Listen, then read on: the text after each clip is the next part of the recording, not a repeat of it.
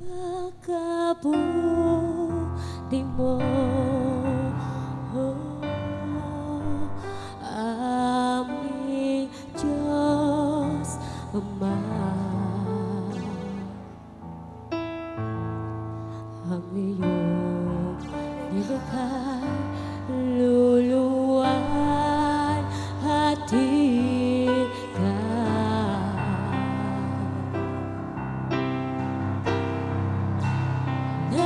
napakabuti mo, di ka nagbabago.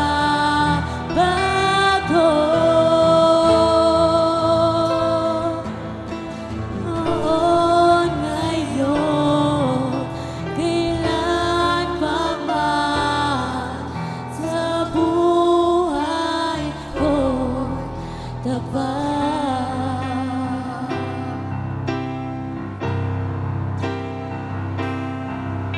Pagkabuti mo,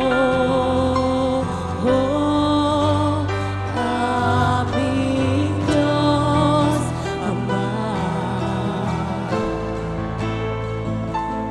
Ang iyong nilikha, luluwan at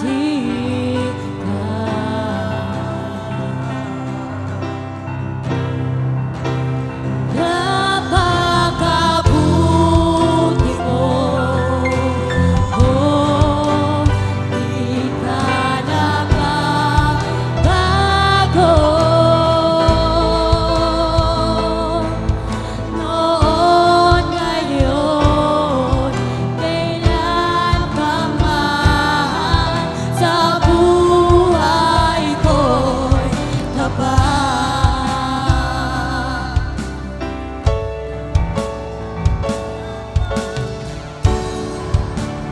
Diyos tunay at dakila,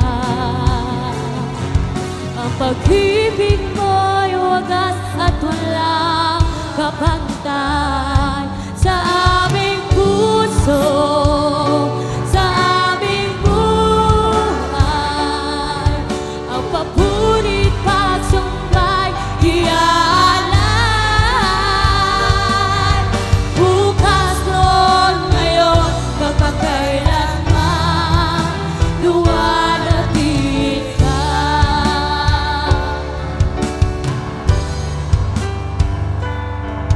May buti mo sa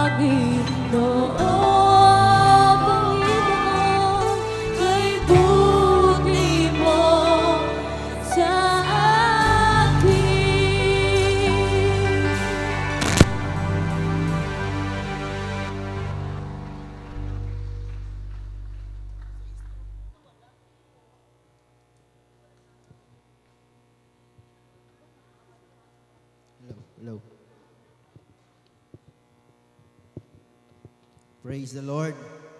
So napakasarap magpuri sa ating Panginoon. Ito po ang isang magsasalita sa atin. Alam ko kilala nyo na. Kung paano siya binago ng Lord, kung anong klase ang buhay niya noon, at kung gaano siya tinaas ng Panginoon ngayon. Amen? So di ko po patagalin, palakpakan po natin ang ating mahal na Senador, Emmanuel Manny Pacquiao. Palakpak ng para sa Panginoon. Hallelujah!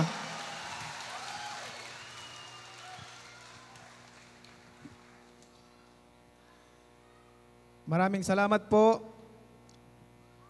Palapakan natin ulit ang ating mahal na Panginoon. Bakit ang hina pag Panginoon, pag Manny Pacquiao ang lakas nyo?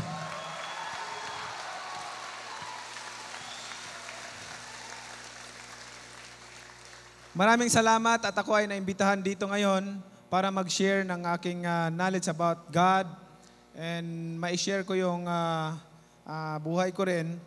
Salamat sa pagkataong ito at nais kong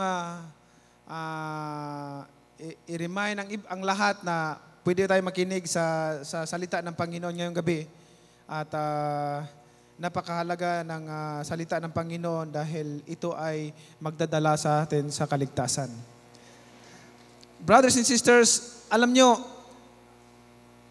ang daming mga tao na maalala lang ang Panginoon pag may mga masasamang nangyayari. Like problema sa buhay, o kaya halimbawa, katulad na lang ng pag naglindol. Alam mo, pag naglindol ng Sabado, pag Linggo, ang dami puno ang simbahan. Pero pag maganda ang panahon, walang kalaman-laman yung simbahan. Mas marami pa doon sa sabungan. Mas marami pa doon sa kasino. Totoo po yan. Totoo yan dahil ganyan ang trabaho ko noon. Ako po ay isang sugarol, isang sabungero, ang dami ko pong bisyo noon. End of 2010, sinuko ko po yung buhay ko sa Panginoon.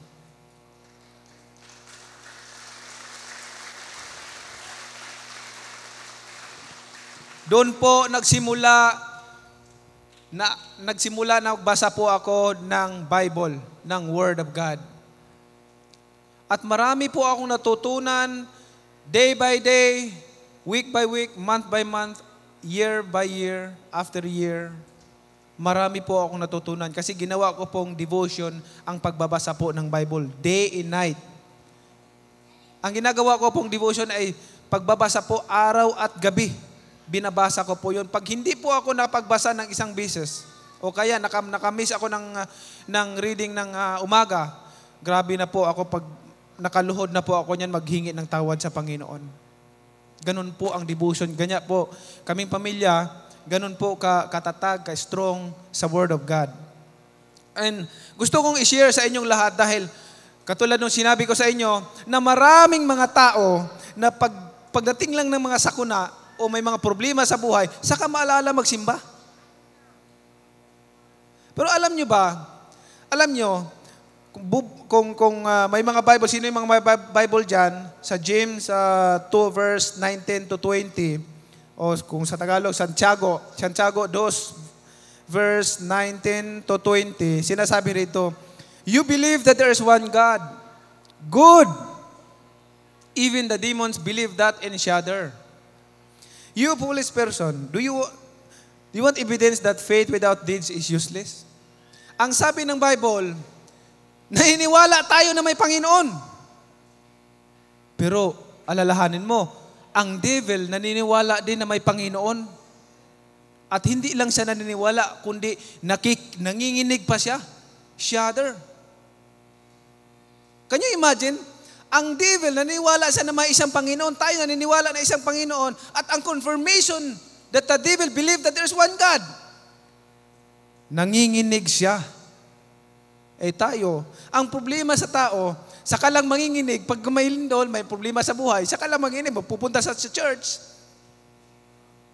But it's not that way. Ang pagiging follower of Jesus Christ is not that way. You know why? Because we don't know the Word of God. We're not reading the Bible. Hindi tayo nagbabasa ng Bible, kaya hindi natin alam kung ano yung mga kautusan ni Jesus Christ. We know Jesus Christ. But remember, brothers and sisters, believing in knowing is different. Everybody can know Jesus Christ. Even the other religion, yung mga hindi Kristiyano, they know Christ. They know Jesus Christ. Believing and knowing is different. When you say, I believe Jesus Christ, then you obey. Because if you don't obey, you not believe at all. Amen. Hindi ka talaga naniniwala kung hindi ka sumusunod. Kaya nga sabi ito, you believe that there's one God, good, even the demons believe that in each other. Ang confirmation sa devil, ang confirmation na naniwala siya na may Panginoon, nanginginig siya. What is the confirmation? Now, the question is, what is the confirmation in your life that you really believe God? That you really believe Jesus Christ?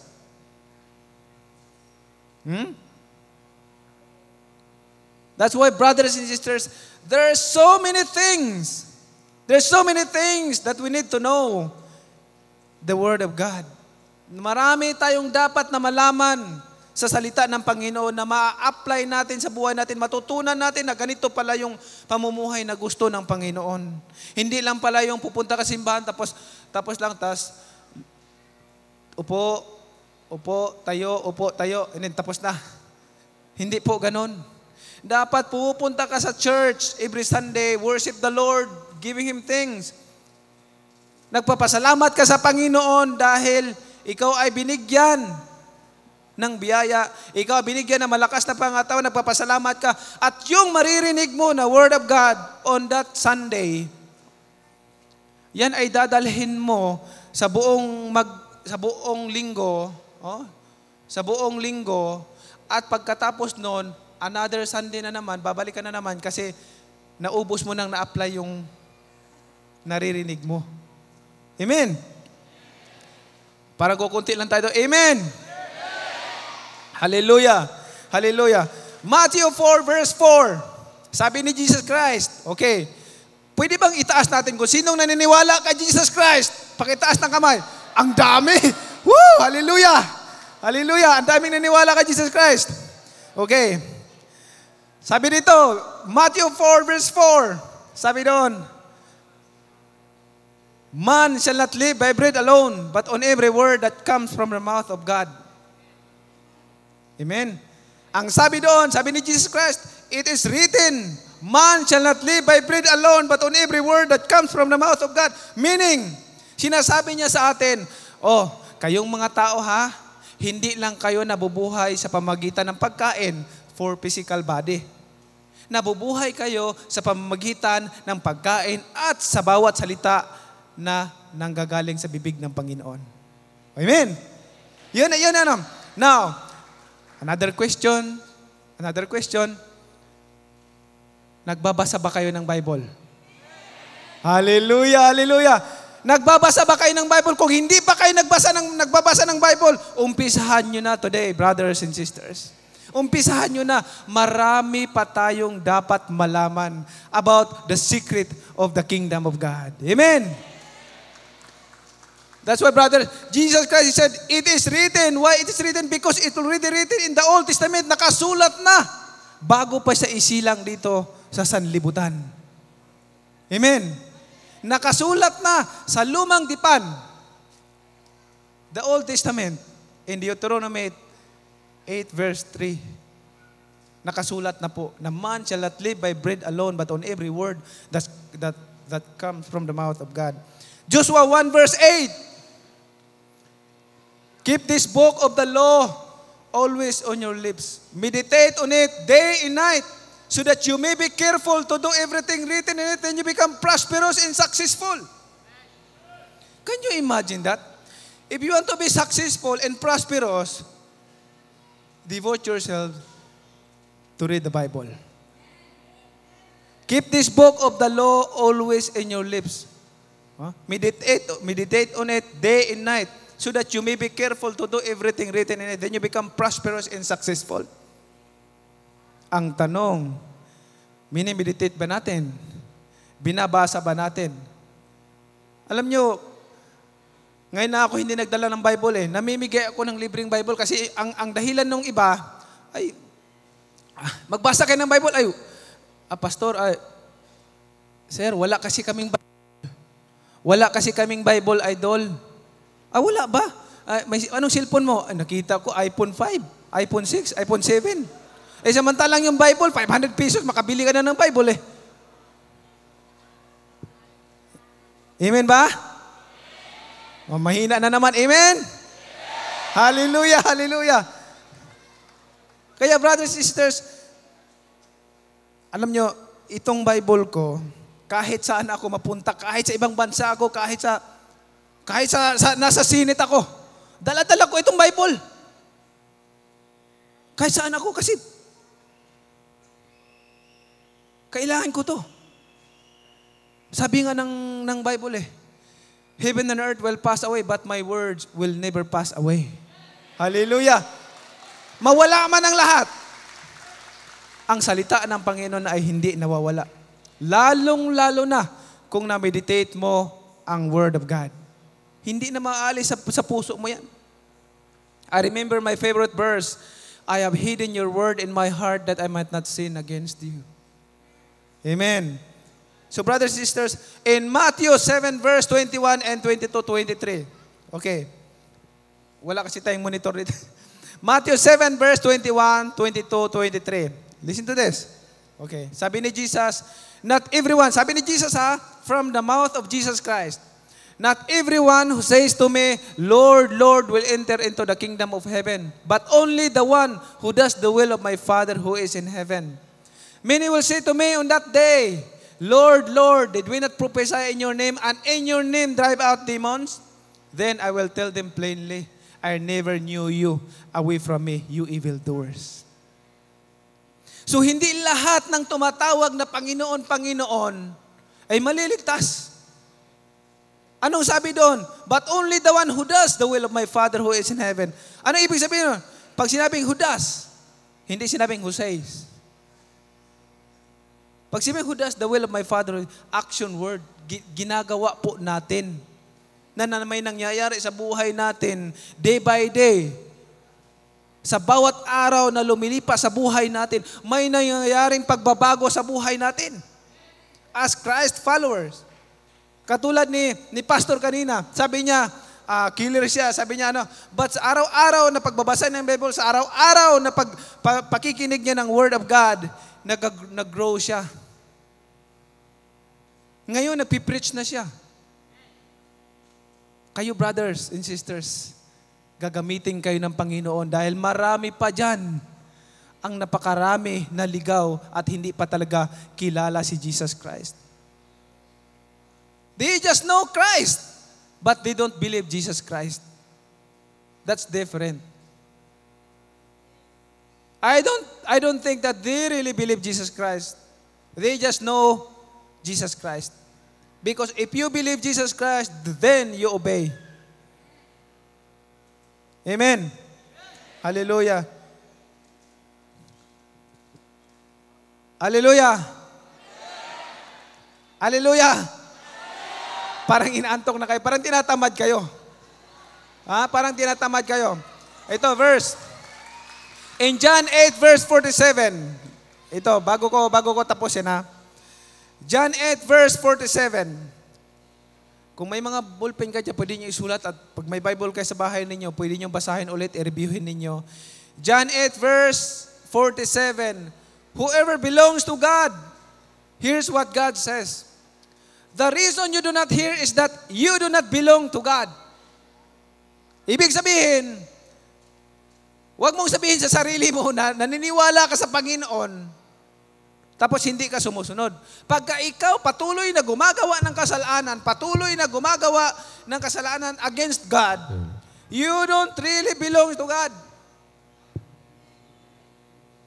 Hindi talaga tayo nasa Panginoon. Wala talaga tayo sa Panginoon. Amen. Amen. Parang may kulang sa merienda to. So alalahanin natin, brothers and sisters, alalahanin natin, pagka ikaw ay hindi sumusunod sa Panginoon, hindi ka pa kasama niya. Alam natin, there is no other way of salvation, brothers and sisters, only through Jesus Christ. Jesus declared, I am the bread of life. Sabi niya, I am the way, the truth, and the life. No one comes to the Father except through me. So kung wala pa si Jesus Christ sa iyong buhay, o sa Bisaya pa, kasi mga Bisaya dire, o kung sa Bisaya pa, ayaw tugag-tugag kamatay kung wala pa si Jesus Kristo sa imong kinabuhi. Huwag ka munang mamatay kung wala pa si Jesus Christ sa buhay mo. Kasi there is no salvation pag walang Jesus Christ sa buhay mo. Walang kaligtasan. Amen. So brothers and sisters, kung ikaw wala pa, hindi ka pa namuhay, no? With Jesus Christ. Wala pa si Jesus Christ naghari sa imong kasingkas sa puso mo, hindi pa naghari. Nagbisaya tuloy ako. Kung hindi pa naghari ang Panginoon sa buhay mo, nasanay kasi ako mag-preach ng Bisaya sa Mindanao, sa Jensan. So, kung hindi pa si Jesus Christ, Lord and Savior sa buhay mo, ngayon na ang pagkakataon, brothers and sisters, natanggapin mo siya. Dahil minsan lang ang pagkakataon. Alam nyo, ayaw ng Panginoon na mapunta tayo sa impyerno kasama ng mga devil. Yung mga angels na hinulog galing sa langit. Ayaw niya mapunta tayo doon. Dinideceive lang tayo ng devil na pumunta tayo, sasama tayo niya doon. Pero ayaw ng Panginoon na mapunta tayo. So brothers and sisters, gusto kong tawagin si Pastor para imbitahan ang lahat ng hindi pa nakakilala, hindi pa nakatanggap kay Jesus Christ as their Lord and Savior. Praise. This is your time. Ito na yung pagkakataon mo para tanggapin mo si Jesus Christ as your Lord and Savior. And after that, magpabautismo ka, magpabaptism ka, undergo baptism. Then, kung sino man yung gustong tanggapin si Jesus Christ as your Lord and Savior, Hallelujah. pwede kayong pumunta dito sa harapan. Alam niyo mga kapatid, isa lang ang sabihin ko sa inyo. Walang relihiyon na makakapagligtas sa isang tao, kundi ang pangalan lang ng ating Panginoon. Lahat po tayo dito ay makasalanan. Pero dahil sa habag ng Diyos, dahil sa pag-ibig ng Diyos, hindi niya na tinitingnan ang ating relihiyon. Alam mo, tinitingnan ng Panginoon yung puso mo. Ang tinitingnan ng Lord, yung desisyon mo. Kapatid, ito yung oras. Ito yung araw. At narito ang Panginoon. Narito ang kaligtasan ng ating buhay. Kapatid, sabihin ba natin, makasalanan tayo. Babaero, lalakero, magnanakaw, kriminal. Pero nandito yung patunay na kriminal na binago ng Diyos. Isang Manny Pacquiao, napakasikat na tao. Pero yung nakilala niya ang Panginoon, doon yun na naranasan ang tunay na kaligayahan at kapayapaan sa kanyang buhay. Kapatid, kung sa palagay mo, kung kinakausap ka ng Panginoon ngayon, tumayo ka. Itaas mo ang iyong mga kamay. Isuko mo ang buhay mo sa Panginoon. Hallelujah. Pwede ba yung mga Christian? Hawi tayo.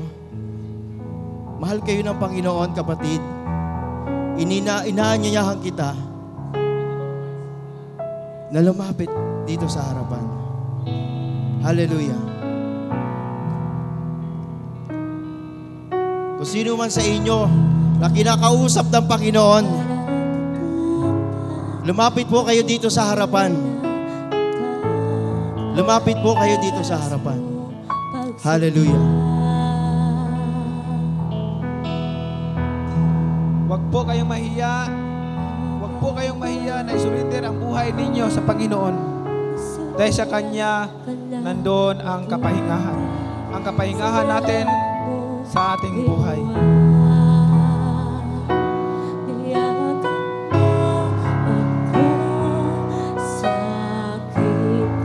Yung gustong tumanggap sa Panginoon Jesus, hali po kayo. Inaanyayahan po kayo ng Panginoon.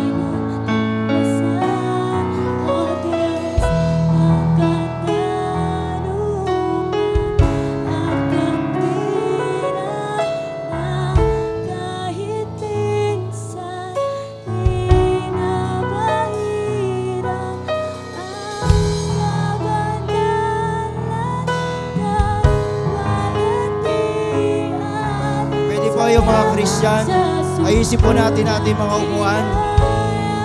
Hayaan po natin ibigay sa mga... Pakihawi muna po yung bangko. Pakihawi muna po.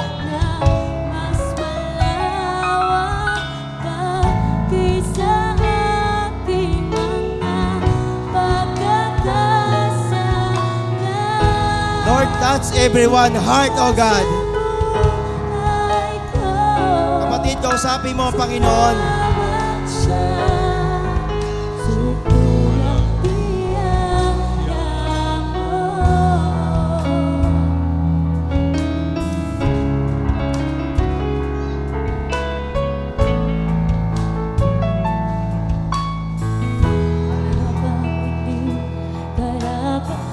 Kapatid, darito ang Panginoon. Tiniis niya yung mga sugat. Tiniis ng Panginoon ang mga dura, mga hampas. Maging pako sa krus, tiniis niya. Dahil sa pagmamahal sa atin ng Panginoon.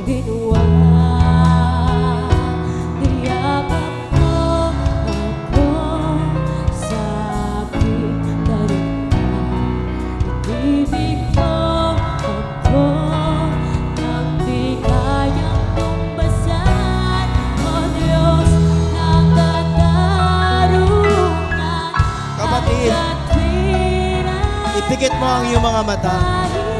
Kausapin mo ang Panginoon. Hallelujah. Lord, makasalanan po kami. Makasalanan ako, Panginoon. Hindi ako nagpapatawad. Lord, marami akong